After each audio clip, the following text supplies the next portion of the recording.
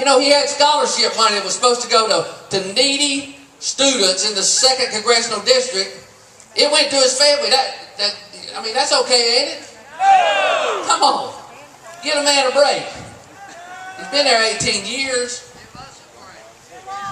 That's right. Give us a break, isn't it? Tony Sellier. Tony Sellier is one of my best friends in the Georgia House. Tony's one of those guys that said, Mike, whatever it is, whatever you need, let me know. He hadn't backed up one bit. Tony is a great representative of this part of the state and will continue to be a great representative of this part of the state. It's about trust. Who are you going to trust? Let me tell you a little racing story. Y'all probably don't know, and this probably isn't very becoming for somebody who's running for Congress, but I want to tell you what you see is what you get with me. It's just the way it is. This is the way I've been. This is the way I'm going to be. I guarantee you I won't change. You have something I can get here, I'll be here. I'll come see you. I'll come talk to you. This is the way. This is what you're going to get now if you vote for me. I want you to know ahead of time.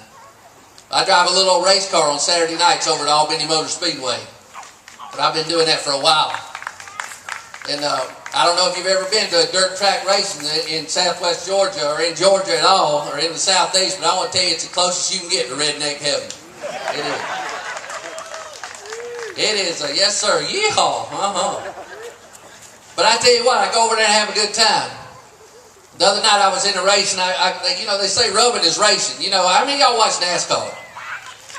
Well, good, that's good. They say rubbing is racing. Well, you know, we got into racing after about the 3rd lap. I guess I rubbed the guy a little bit too much because he was in front of me. I tried to get that spot and I spun him out. And so what they do when you spin somebody out, then when you go around, you see that guy at the flag stand. The next time you go around, he's patting his rear end like this and pointing at you.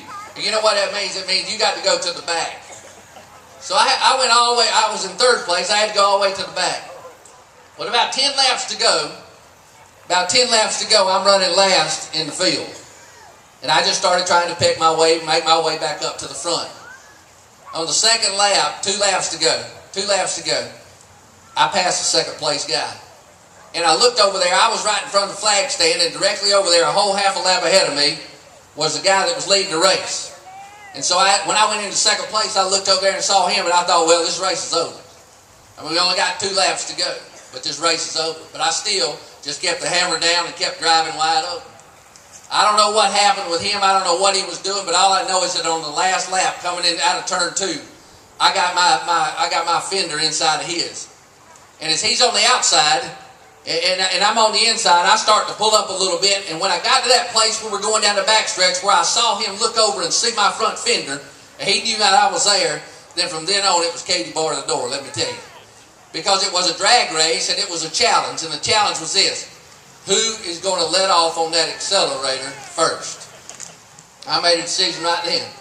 I'm not letting off. I'm going to drive just as deep in that turn as I can.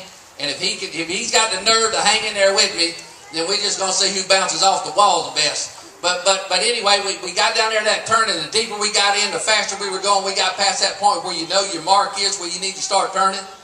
And so he all of a sudden he looks up, and I know what he's thinking, because they know me. He's thinking that preacher's crazy.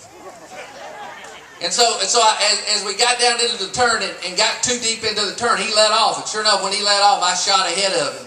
But I was going so fast, I slid all the way through the turn sideways and all the way up next to the wall, and I was trying to gather it up with all 4 hands, you know. But to make a long story short, I did gather it up, and I did win that race. I want to tell you this. This is where we are with Sanford Bishop right now. We have pulled up beside him. He's looking out his left-hand door every time he looks, he sees me.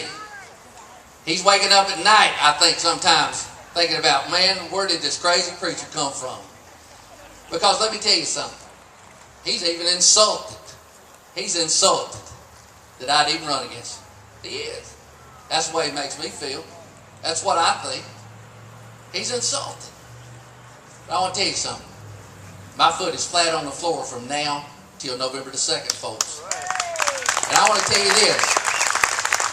If he don't back off, if he don't let up, then we're just going to see who bounces off the wall the best. But I guarantee you, we are going to absolutely give 110%.